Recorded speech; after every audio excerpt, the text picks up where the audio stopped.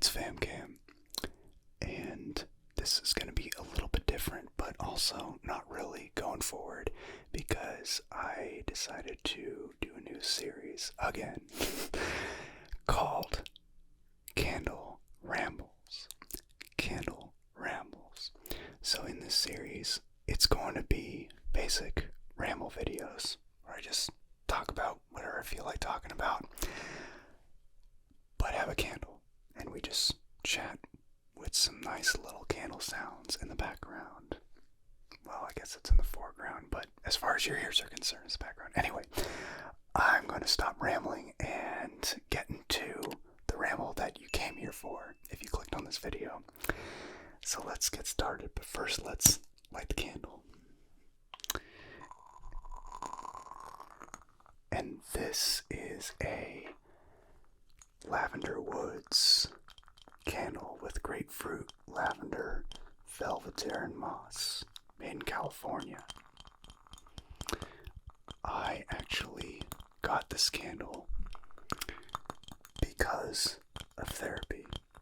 I did a lot of breathing exercises with my therapist, and we used candles. But since it was done online, I had to get my own candle. She didn't provide one for me. I'm sure she would have if she could. But yeah, and it wasn't through BetterHelp. It was a local clinic, well, local-ish. It was several towns over, and because of my own schedule, it didn't make a lot of sense to go over to the therapy office to do my sessions, because then I'd have to take extra time off work every single day. So instead, I did them remotely on work from home days and spent my lunch break doing that. On those days, I would typically eat while I'm working, which honestly, I know a lot of experts say that you shouldn't be eating at your desk, because then you're just going to get hungry while you're working, or you don't really get a true break when you're eating. But to me, eating is just whatever. As long as I get my break, it's good enough. And therapy is good enough as a break, because I'm letting out any feelings that I have to somebody who A, cares, and B, knows what they're talking about. So it works out great.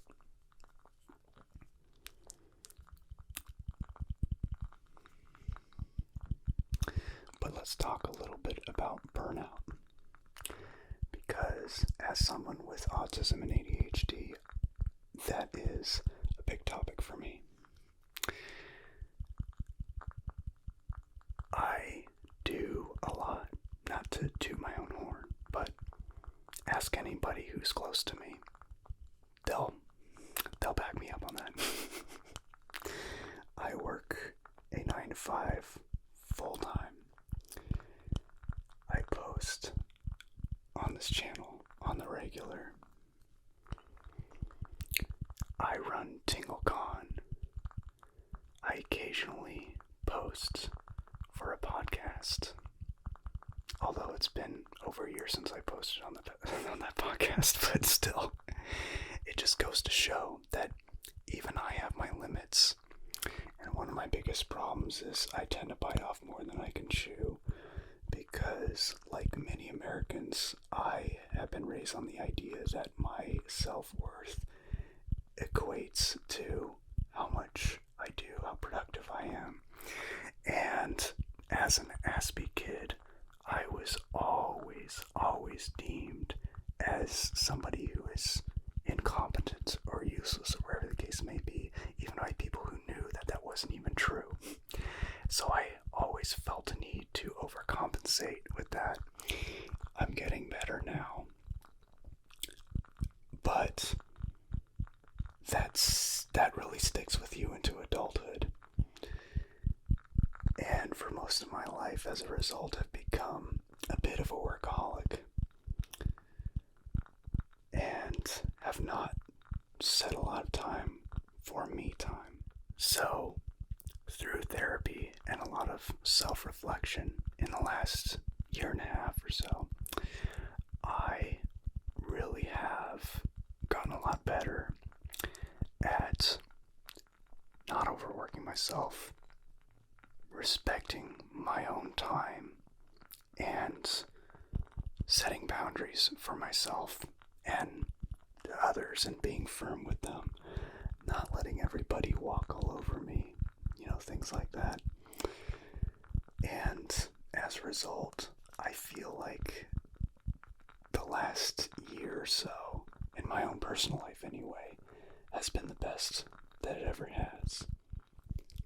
So I've taken a lot better care of myself in general.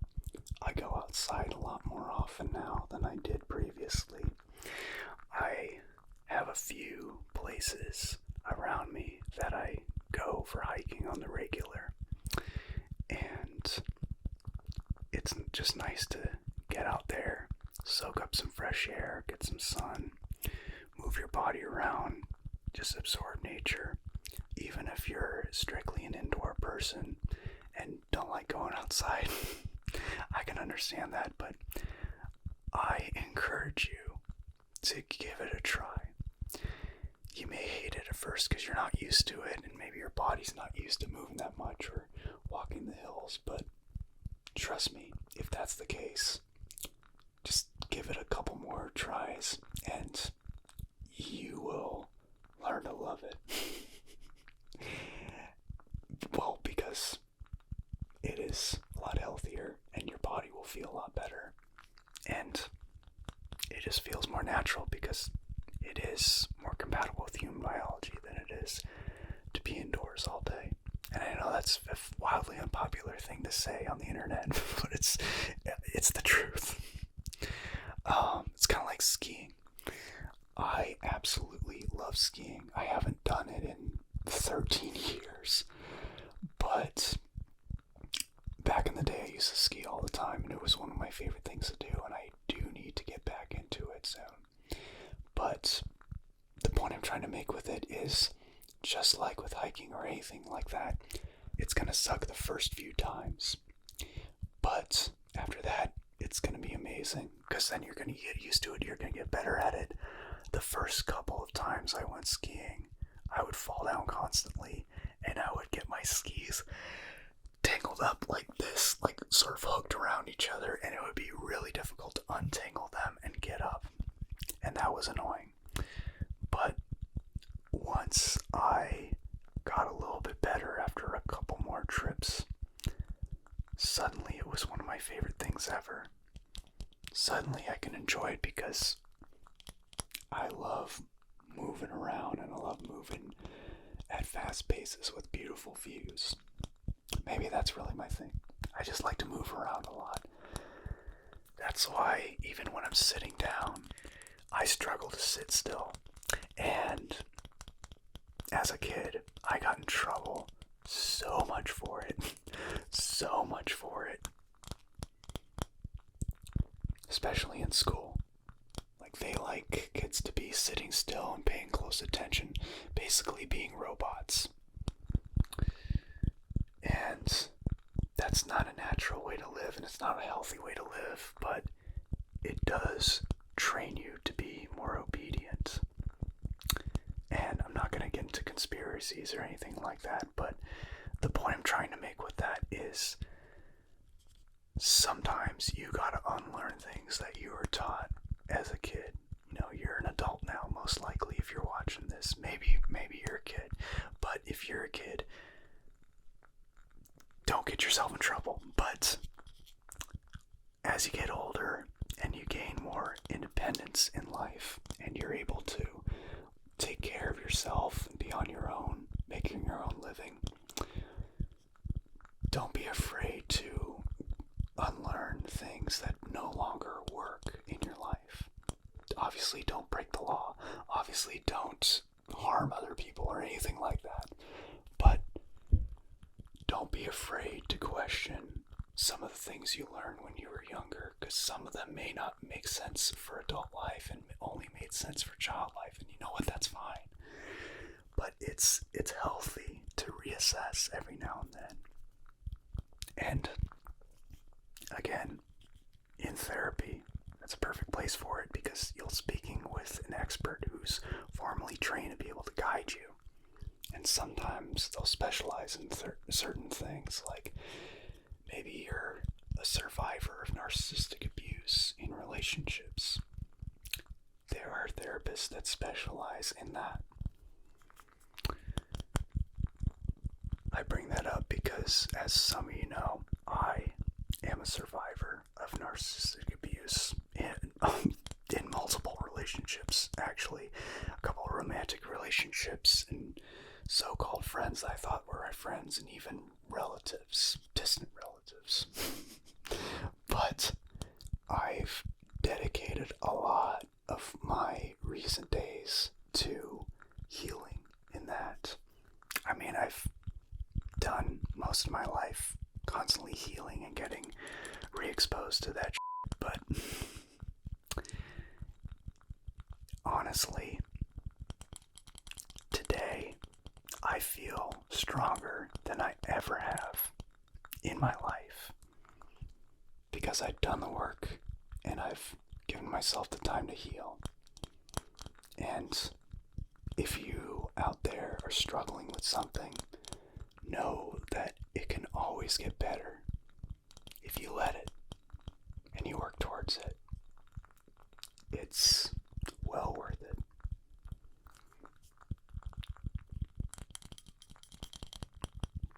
And there are people who care about you and love you. There are people who are there for you. And if you're saying, no, there's not, I don't know anybody, or the people who know me don't care about me, I'm not talking about those people. There may be people that will care about you once you seek them out, but they don't know you exist, literally. Like,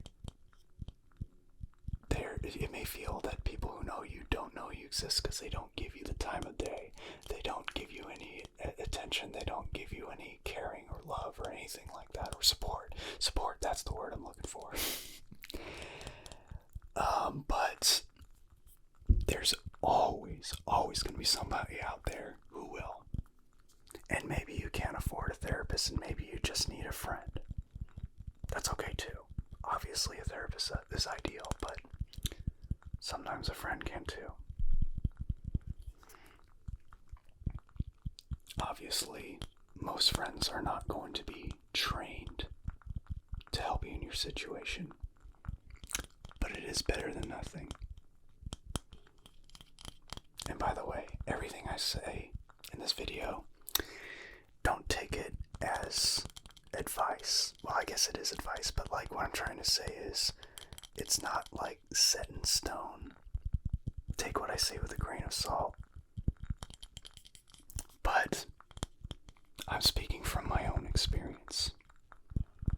Your experience may be different, and it's possible that everything I said in this video may not apply to you. But if it does, don't be afraid to use it. But use it where it makes sense. But yeah, that is my first of many to come of candle rambles. Got a nice ring to it, does it not? If you like to see more or hear more of these candle rambles, let me know in the comments. Leave a like. And if you haven't already, click the subscribe button, ring the bell, all that jazz, so you won't miss another video, or you won't miss another short. I post shorts daily, and you won't miss another stream. And streams are coming back. Just you wait. Not much longer.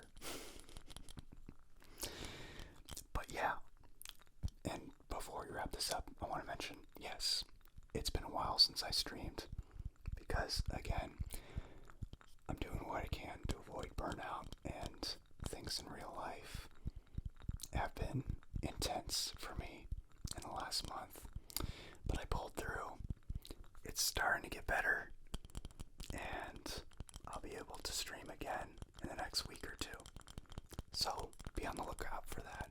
Click subscribe, ring the bell, and you will be notified when I'm live or when I post a new video or short. And with that, I bid you adieu. Thanks so much for watching.